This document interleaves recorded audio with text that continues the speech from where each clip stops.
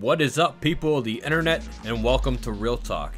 This in-depth series explains the hustle, grind, and shares the thoughts of the people that you may or may not know of. It also gives you the insider look without all that clickbait concept. And like always, if you like anything, then like this. If you don't like it, well then, get out of here. But feel free to show your support to the guests, as well as share your thoughts and comments below. So, if everybody doesn't know, this is, I'm on with Big D.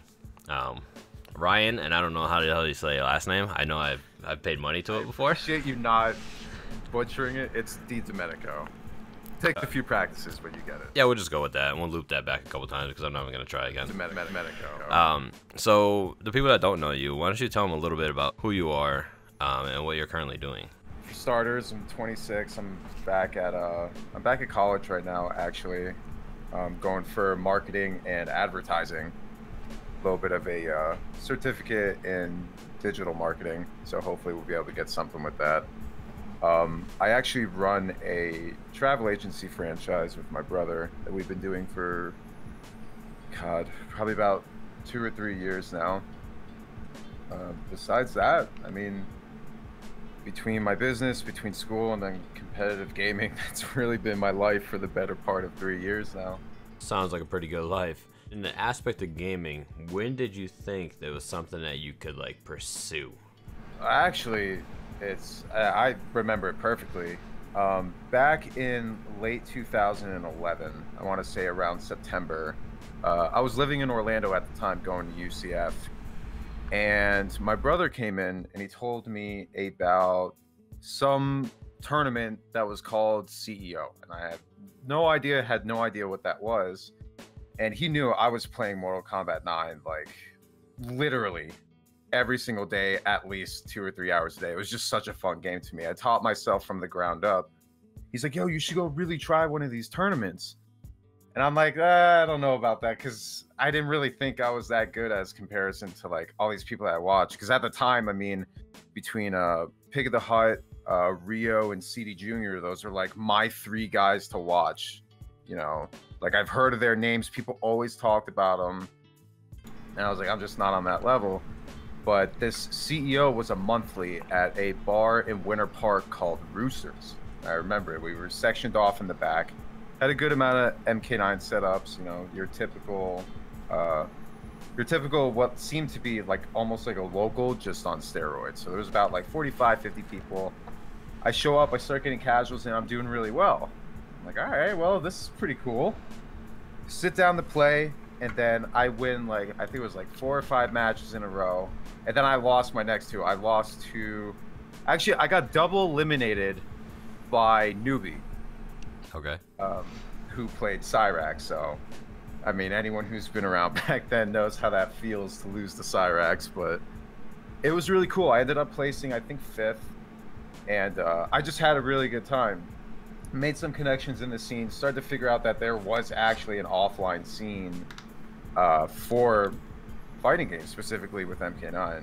So I started meeting with those dudes every once in a while. Another one is my main training partner at the time was DR, who was actually a Tekken player, but moved on to MK9 to play Noob Saibot.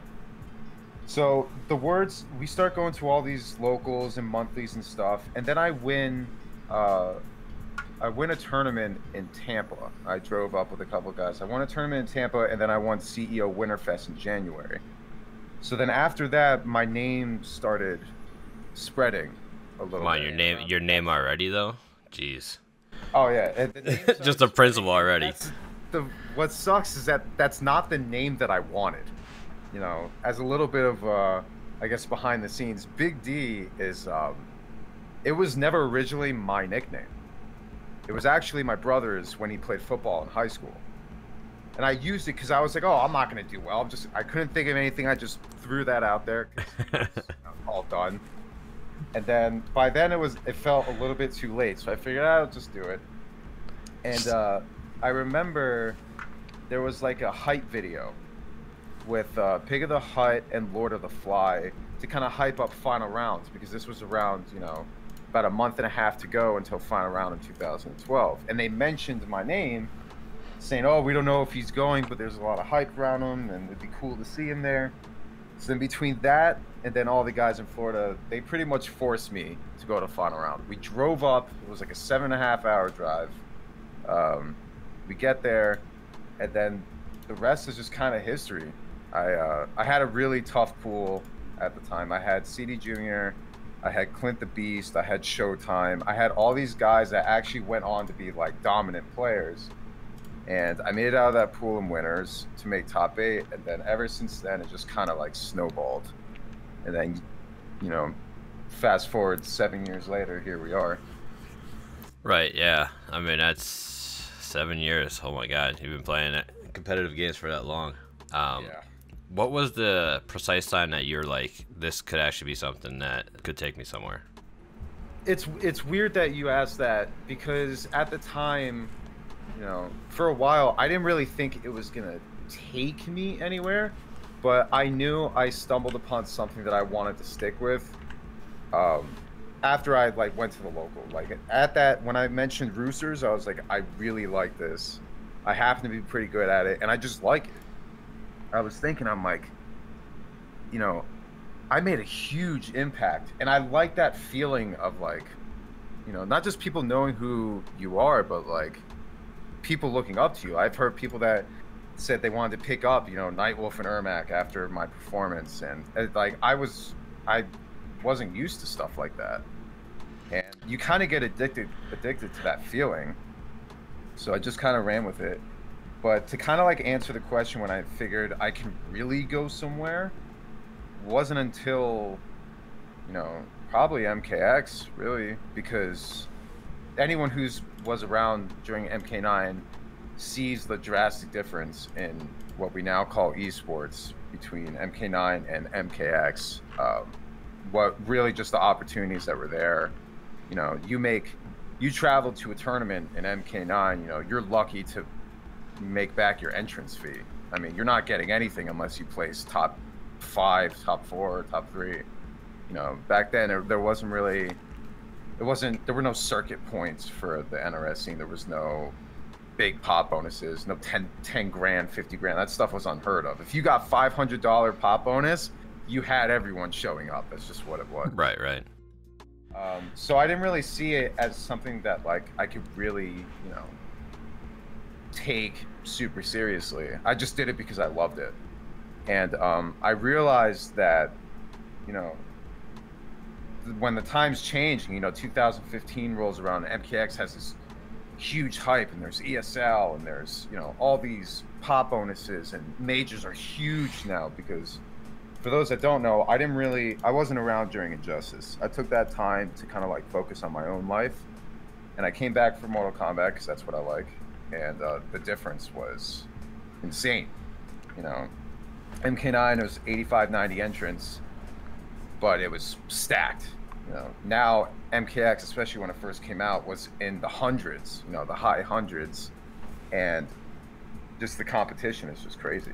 Making it to the ESL Season 1 finals and seeing the level of production that was just on, like, you would never see something like that back in 2011, 2012. And I saw that, I'm like, there's something to this. I'm seeing, you know, casters are super professional, production is insane. You know, they have a whole massive staff. And then that's everything besides the competition itself. Like, that's when I knew there's really something in this for me, when I made it that far. Do you think that, I would say, the time, because I'm looking at this right now and I see that you have an EVB shirt on.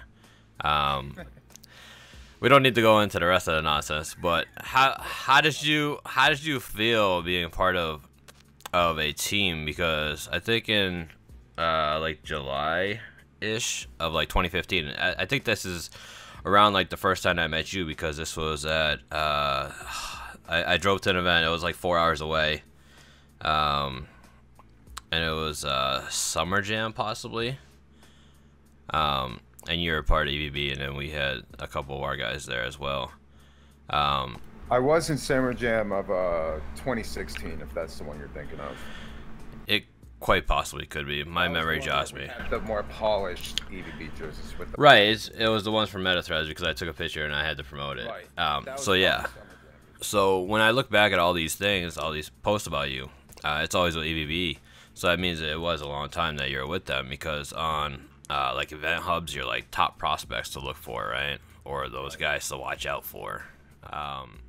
Going back to MK9, you changed as a person. Could you take us down the line of how you got from now to where you were before on an aspect of that? Okay. Yeah, that's a good question, actually. Well, if we're talking about the physical aspect, because mental was really just one of those things where I just kind of matured, you know. Not to date myself or anything, but you know, back during MK9, I was young. You know, I was 19 at the most, just starting college, and you know, just over time you mature. But physically wise, it's actually funny you mentioned that, because although I was always, you know, I was always self-conscious of how I looked, but you know, you get used to it when you've been big for so long. Playing football in high school as a lineman, you know, you kind of get used to that. But after final rounds, obviously, we know how Twitch chat can get. Right. And you know, you see those comments like, damn, these guys are ruthless, you know, pertaining to how I looked at the time. And you know, obviously, I have thick skin. I've always kind of had thick skin. But instead of taking it as like something where like I was upset about it, I kind of turned it into like this, kind of like this energy that maybe it's just time to just kind of like focus on myself and really just, you know, get healthy. Because at the time, you know, it was at the point where it was really greatly affecting my health. You know, I had a lot of health problems. So thankfully, after MK9 was done, Injustice came out, I wasn't big into Injustice. I took that time to focus on myself. I worked out a lot. I went on a super strict diet. And eventually, you know, the hardest part, I mean, people can relate to this too, that the hardest part of a diet is always probably the first, I'll say probably about 3 weeks. And then it just becomes routine after that. So after it became routine, I didn't really think much of it. I don't really have this big, you know, success story of, you know, how I lost the weight and all that. I really just kind of like, I was just so tired of how I looked and so tired of not being able to do certain things because of, you know, how much I weighed and just how out of shape I was. You know, at the time I really liked playing sports, really liked, I was actually really big into karate and taekwondo. A lot of people don't know that. And I moved on into Brazilian jiu-jitsu. And I was too big to really do much. And that's really kind of the biggest inspiration behind it, was a mixture of, weirdly, the Twitch chat. kind of like, it just kind of like sparked this like, all right, I'm done with this bullshit and I want to get in shape.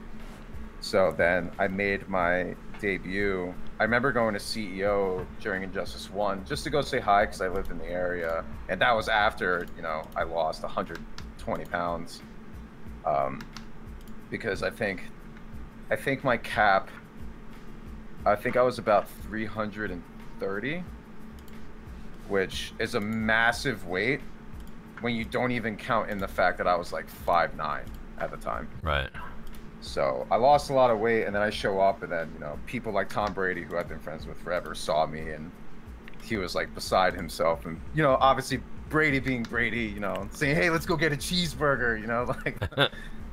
But it was really cool because I was receiving a lot of compliments. A lot of people didn't even recognize me at first. And even moving into MKX, a lot of people didn't recognize me at first, or they complimented me. My dream was to go through ESL Season 1, you know, as Bread Truck at the time, and show up to the finals with no one knowing who Bread Truck was. Right. That was my goal, but unfortunately someone outed me, and the rest is history. How'd you come up with that name, Bread Truck? Like, my real life nickname is Bread. Has been like that for the better part of 8 years. A mixture between that and then, you know, like when you try to put a gamer tag online and it's like, oh, it's taken, but here's like a list of, oh, you know, without putting XX Quickscope Bread, you know, I just kind of like went with this other one that said Bread Truck. I added 22 because I was 22 years old at the time, and that was it. So outside of all that, and while preparing for a tournament or whatnot, do you have any like pregame rituals or? Well, I remember people asking me stuff similar to this in the past, and my biggest, like, I guess I would say advice, for anyone that, you know, is going to their first major or anything like that. I have this big ritual where I do not play the game the week of a major. I don't play. So, like, if it's Sunday and I'm traveling out on the following Thursday, I'm not playing at all between Sunday and Thursday. And then you get offline casuals, you know, when you get there, whether it's on Thursday or Friday. And that's it. That's all. That is like my biggest go-to. And it's worked for me in the past because I don't like being burnt out. That, and I treat pools like it was an exam. You know, I go to sleep at a decent time, have breakfast. You know, you guys know the drill. Like, that's just what I've always done, and it always seemed to work out. Yeah, especially at Evo this year, correct? Jeez, dark horse, huh? Yeah, well, this year's Evo was very different. I had no intention of going. I know, like no one believes me when I say this, but I was out of practice. There were a lot of things affecting that. People that know me know what was going on. I was dealing with a death in the family over the summer, as well as a lot of issues in my personal life. You know, I was going through a breakup at the time, and then my grandma passed away like 3 weeks after that, and it was just kind of like this whole big pile of like issues going on. And, you know, obviously my own issues with Injustice 2 aside, like my own personal gripes with it, like that's stuff that doesn't make me want to play a game, you know?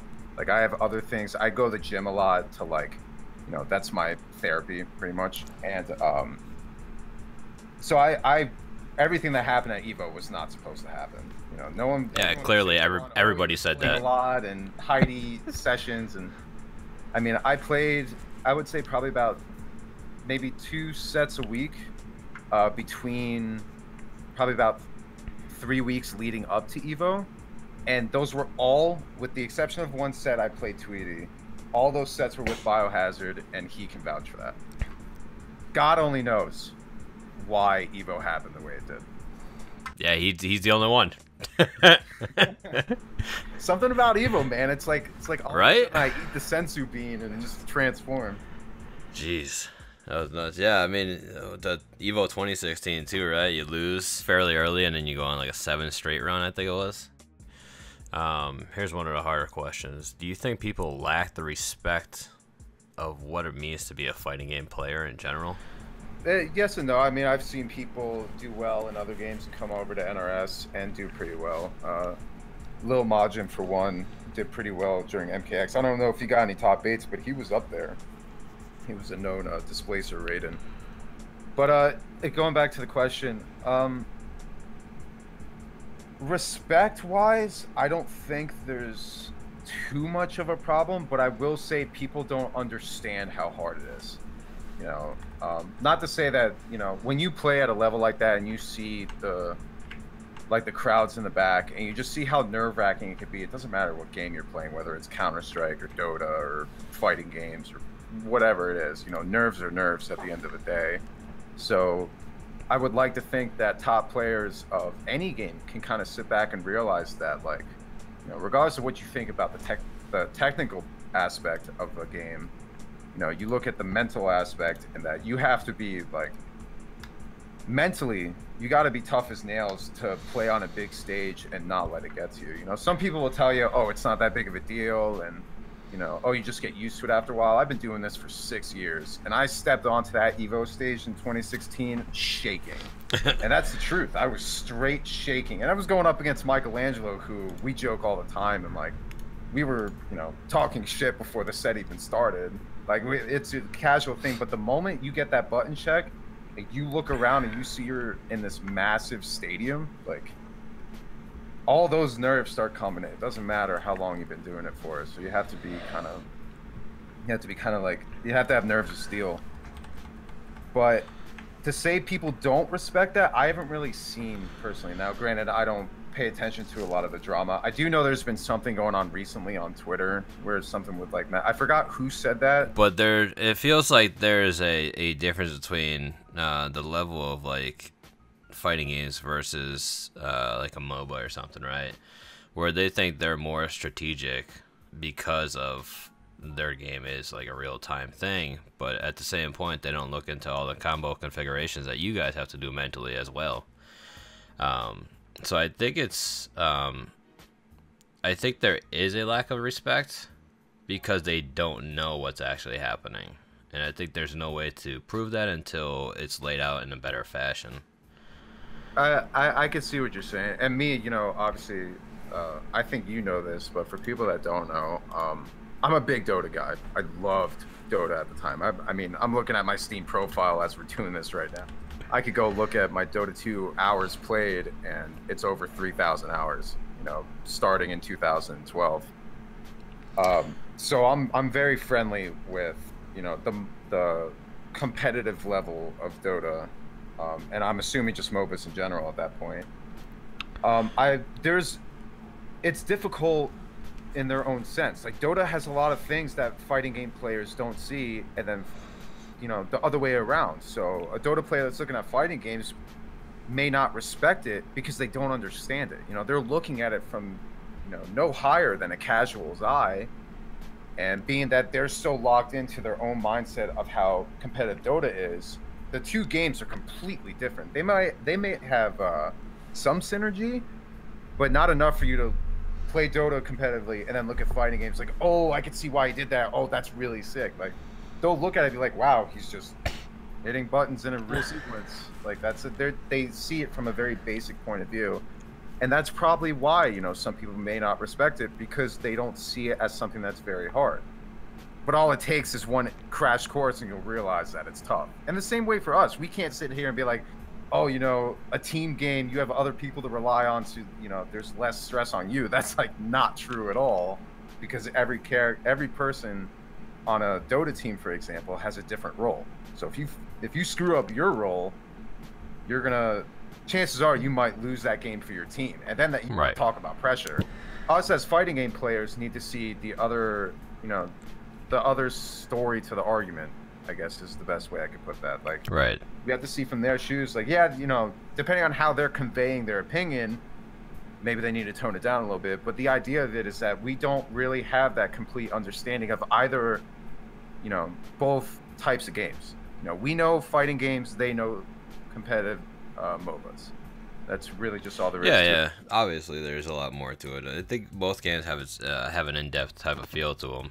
It's just people need to understand in a greater knowledge of what each thing actually partakes.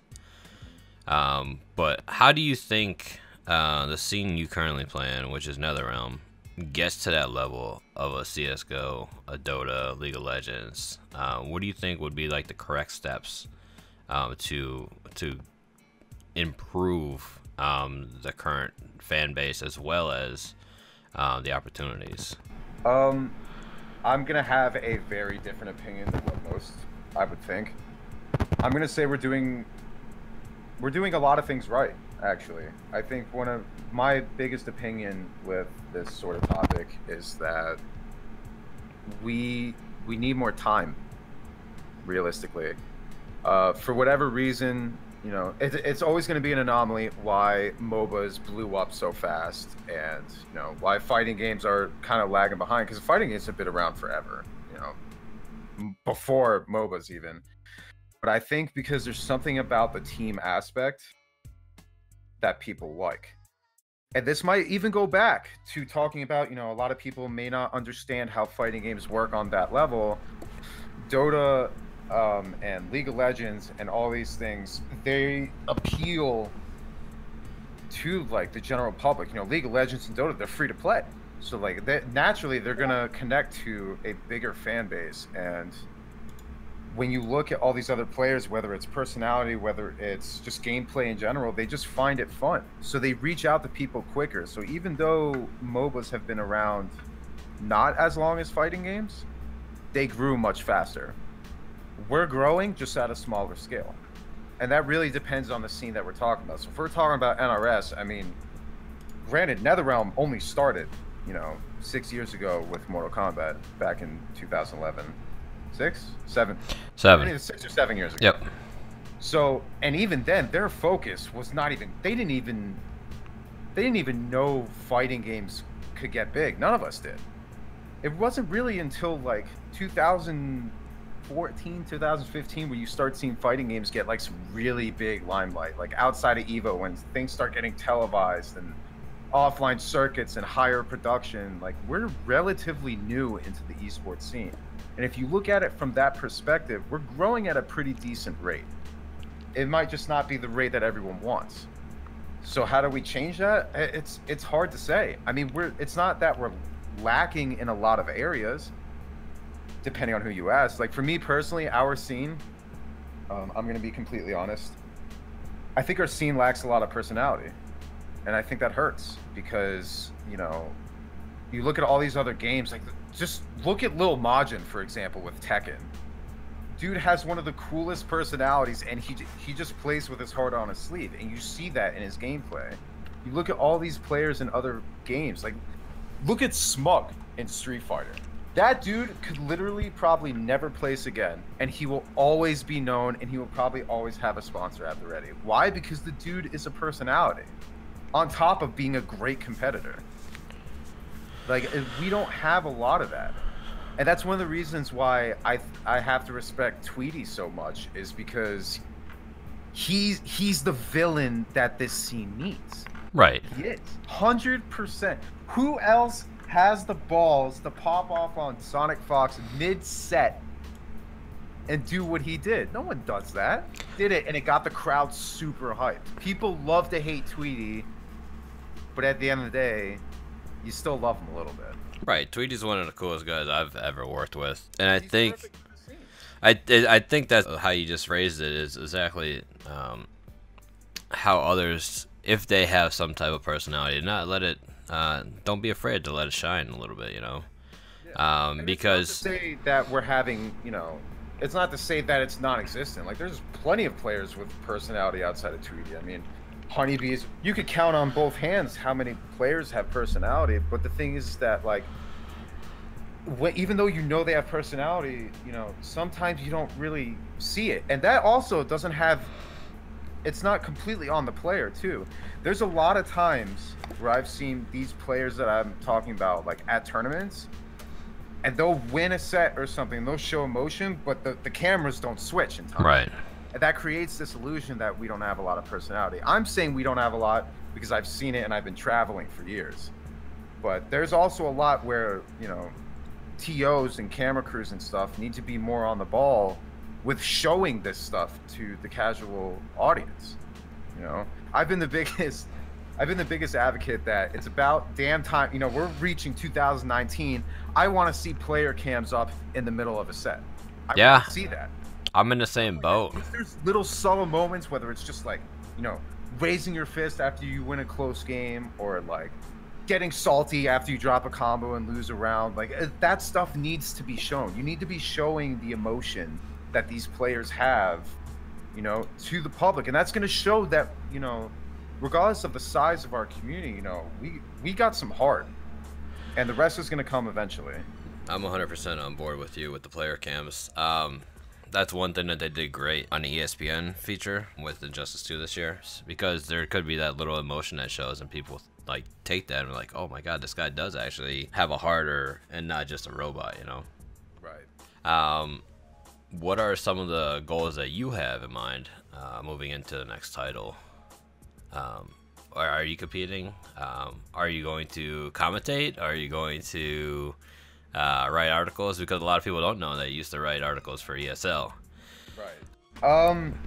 There's a few different ways that I can go about this next cycle, I guess we can call it. That is true. During ESL Season 2 and Season 3. Actually, no. Just Season 3. I wrote articles for ESL. All those recaps of the weekly tournament, and then the top 8 and stuff. Any recap, any interviews that was me. I didn't really like advertise on my personal Twitter that much because I was working very close with ESL at the time. I enjoyed it. I really like doing kind of like that level of content creation. I'm a big creative writer. That was always one of my strongest suits in school. Um, but my passion has been in commentating casting for a very long time. I just don't really get the opportunities because while I really enjoy casting, you know, the only time I was really active was, you know, for MKX, and I happen to be a top competitor in that, so it kind of blocks out. You kind of have to pick one or the other after a certain point. And being that I was signed to EVB, I just kind of stuck with the competitor aspect. And then at Justice 2, you know, I didn't really travel outside of a couple majors, so that's not really something. I can't really say, oh, I wanted to be a caster for Injustice 2. You know, I did what I could, you know, and I'll always love casting NRS games because I know the community and I know what they like. But even though it's my passion, it's a very tough market to get into, you know. It's kind of like, you ever see those jokes where, you know, oh, I want to apply for this job. Oh, they require experience. Right. Experience. Like it's that same concept, right? So like, you apply to be a caster at a tournament. Oh, you gotta have experience. Well, shit. How do you get experience if I keep getting declined? It's like, oh, you gotta do like content creation, or you gotta cast your locals and stuff like that, which I did. But like, moving on into MK11, I wasn't supposed to be a competitor anymore. And people make fun of me for this, you know, a lot of people that know me. My goal was to go to EVO, this past EVO.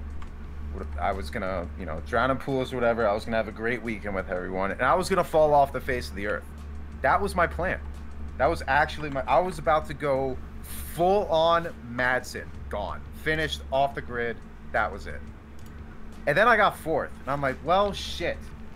Now what do I do? Yeah, I'm sure the people that were in your destructive path probably wish that it went the other way. They probably wish I didn't show up for pools, which yeah, I didn't either, because that was 8 a.m. I mean, that's a nightmare for me. But after that, I was like, all right, well, I got to try and make the finals, and then I didn't make the finals. And I was like, well, MK11 doesn't seem to be a thing. Maybe it's time I kind of like slowly fade away. And then now MK11 gets announced. I'm like, I'm getting off track. I really want to be a caster. That is my goal. That's my passion. I've had that passion over competing for years now, but I just happen to be good at competing that it kind of overshadowed what I really wanted to do. So I'm going to be training as if, you know, casting is not going to work out for me. So I have something to fall back on because I don't want to miss a Mortal Kombat cycle. I just don't. This game is going to be incredible, and I know it. So I kind of want to be a part of that. But my dream would be to be able to, you know, whether they just pay for me to, they just pay for my travel and boarding, and I just get to go to all these tournaments and cast and like not have the stress of competing and just kind of get to talk about something that I love. And if that doesn't work, I just compete. And then I ruin dreams as I've been doing for 6 years. Needs a t-shirt. Ruin dreams. You know what? I might actually have to make one of those. Hey, you heard it here first. Copyrighted. Yeah, we're gonna get a shirt that's just a graveyard. It's just gonna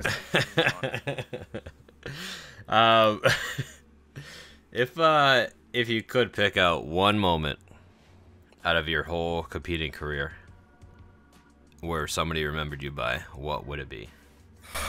God. That's a tough one, I know. A lot of people probably won't expect this answer coming, but actually with my Injustice 2 top 4, not my MKX. Okay. And that's because of the story behind it. You know, I came out of nowhere. Right. I know that as much as anyone else does because of everything I mentioned before, with everything going on in my life. I wasn't traveling. I wasn't taking the game seriously. And then, you know, I used my 2 to 3 sets a week with Biohazard as like kind of like this way to kind of escape from all those problems. Not thinking it was going to go anywhere, but just something as like a temporary escape. And then I show up and just, you know, I mopped. And it's crazy to say that because with all the lack of training that I had with Injustice 2, you add in a little bit of grind time and then see what can happen, compared to MKX where I trained so much and got the same result. I might have to give it to my top 4 with Injustice 2. Maybe. So it's got to be between that and them showing up out of nowhere, being a nobody, and beating one of the best in the world at MK9. If I did an MK9, if I did that, except it was for Injustice 2, I would pick that because in 2012 we were so small. You know, half of the weight of a memory is, you know, the public's reaction to it.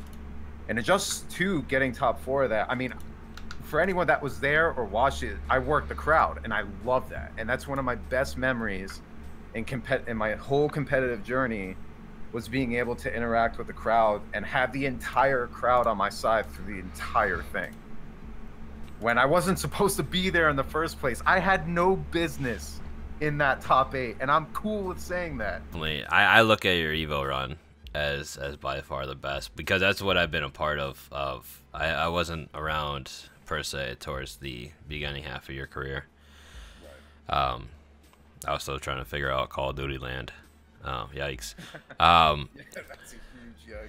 But in 2 years, do you see yourself wanting to be a caster, or do you still are you still pursuing the competitive player aspect, or are you doing both? I will always love competing. It's just this, it's the nature in me to want to compete. I always have this joke that you know, competing, ever since I competed in 2011, and I feel like a lot of people can relate to what I'm about to say, competitive gaming ruined casual gaming for me. I can't play any game without being competitive now. It's just who I am. It literally molded into part of the person that I am today.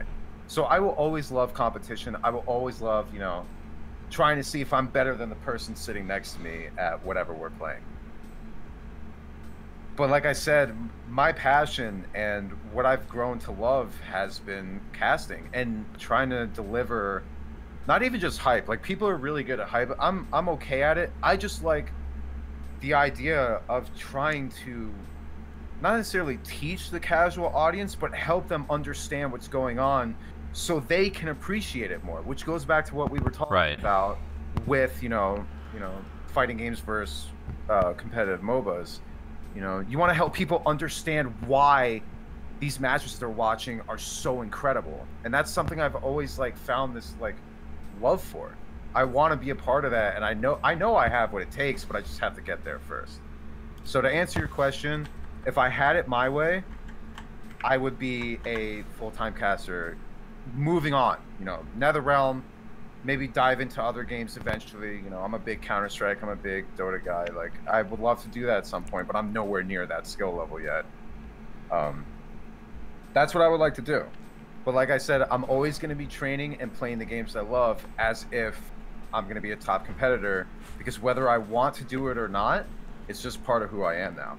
I think all you need is a little bit more experience on the casting, but again, that's the difficulty that you face, trying to figure out what you can do without limitations or easing your way into that platform. And there's tons of opportunity. I'm not here talking about there's no opportunities out there. It's just time I took advantage of it. Right. I got so busy with my own stuff, between the business that I run and then just my personal life, that I really couldn't take advantage of any of that stuff during Injustice 2. So I got to start from the beginning. But I'm really determined to get where I want to be, so we'll see what happens. Awesome. Any last words for anybody that's listening out there? No, just really just thank you for watching, kind of like hearing, you know, kind of like my background. A lot of people know of my name, but they don't really know a lot about me, so I'm kind of hoping this answers that in a way. And for anyone that doesn't really travel that much, I mean, I say this all the time, just come to an event and just see what it's like. You know, we can't really grow without that mentality of going out there. You know, we talked about what we can do to grow our scene. You know, it starts with us, really. I mean, if there's no added passion, if there's no growth on our part as players and reaching out to everyone else, I mean, we're going to be at this dead end, and that's not what I want. I mentioned before in a previous article that my dream is to see the FGC, specifically even our scene, but like I just want to see it in general. I want to see us fill stadiums like Counter-Strike and like League of Legends do. You know, I want to see that for us, and I know we have that potential, but we have to get there first. So just come out to an event and don't be afraid to reach out to someone, even if it's just for your own local, you know. And oh, my last thing pertaining to MK11, and I'm not gonna like start a whole big thing about this.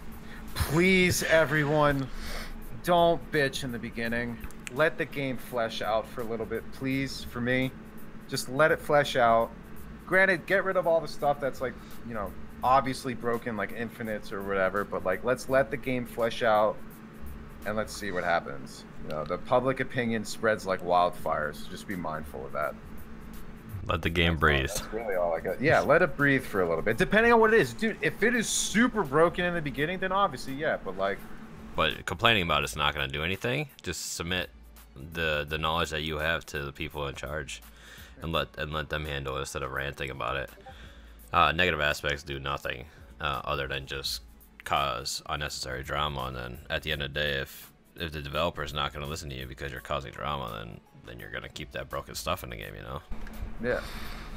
Just remember, you know, I'm sure people let it breathe. Their parents tell you that, you know, it's all about how you say it, not what you say. You know, it's all about the delivery. So if you're gonna show something, just be mindful of how you say it. That's all.